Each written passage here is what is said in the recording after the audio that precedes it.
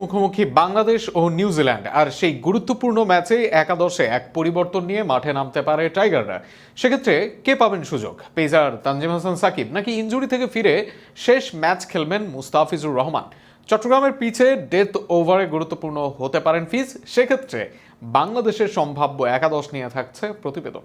আগামীকাল সিরিজ জয়ের লক্ষ্য নিয়ে মাঠে নামবে বাংলাদেশ নিউজিল্যান্ড দুই দলই। তারকা ক্রিকেটারদের ছাড়াও দারুণ খেলছে নিউজিল্যান্ড। গুরুত্বপূর্ণ ম্যাচের আগে উইলিয়াম ও রোর্ক স্পষ্ট জানান দিয়েছেন সিরিজ জয় তাদের একমাত্র লক্ষ্য। ম্যাচ পূর্ব সংবাদ সম্মেলনে আজ এই পেসার কিছুটা হুঙ্কারি ছুড়লেন। তিনি বলেন, অবশ্যই আমরা এখানে এসে সিরিজ জিততে চাইব এবং বিষয়টি নিয়ে আমরা সবাই বেশ রোমাঞ্চিত। সবাই খুব ভালো প্রস্তুতি নিচ্ছে।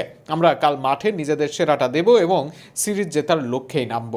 ওপেনিং পজিশনে জ্বলে উঠছেন কেউ না কেউ। আগের দিন সাইফ ভালো খেলেছেন, গত ম্যাচে তানজিদ দেখিয়েছেন নিজের ঝলক। তাই এই জুটি ওপেনিং করবেন সিরিজের শেষ ম্যাচে। সবার প্রত্যাশা থাকবে সাগরিকায় রানের ফোয়ারা ছোটাবেন দুজনই। তবে একজন অন্তত জ্বলে উঠুন প্রতি ম্যাচের মতো, ন্যূনতম এটাই চাইবে দল। নাম্বার 3-এ সৌম্য সরকার খেলবেন আরও এক ম্যাচ। যদিও আগের ম্যাচে জ্বলে ওঠেনি সৌম্যের ব্যাট, তবে বল হাতে পার্ট টাইমার হিসেবে ভালোই সাপোর্ট দিয়েছেন তিনি। অপরদিকে 3 থেকে 4-এ গিয়ে সাফল্য পেলেন নাজমুল হোসেন শান্ত। 2025 সাল ও 15 ইনিংস পর ওডিআই ক্রিকেটে আবারও অর্ধশতক এই টপ অর্ডার ব্যাটসম্যানের। শান্ত তাই থাকবেন নাম্বার 4-এ।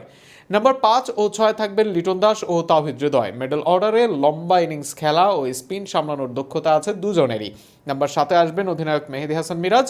সিরিজের সর্বশেষ ম্যাচের জন্য ডাক পেয়েছেন তানজিম সাকিব, তবে তার চেয়েও বেশি একাদশে আসার সম্ভাবনা বাঁহাতি পেসার মুস্তাফিজুর রহমানের। চট্টগ্রামের মাঠে ডেথ ওভার বেশ গুরুত্বপূর্ণ হওয়ায় ফিজকেই দেখা যাওয়ার কথা একাদশে। লেগ স্পিনার রিশাদ হোসেন আসবেন নাম্বার 9-এ।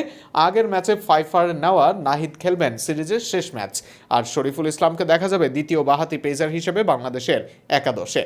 এদিকে সাগরিকার উইকেট ঐতিহ্যগতভাবে ব্যাটিং সহায়ক, তবে এবার পিচে কিছুটা ঘাসের ছোঁয়া দেখছেন এই কিউই দীর্ঘদেহী পেসার।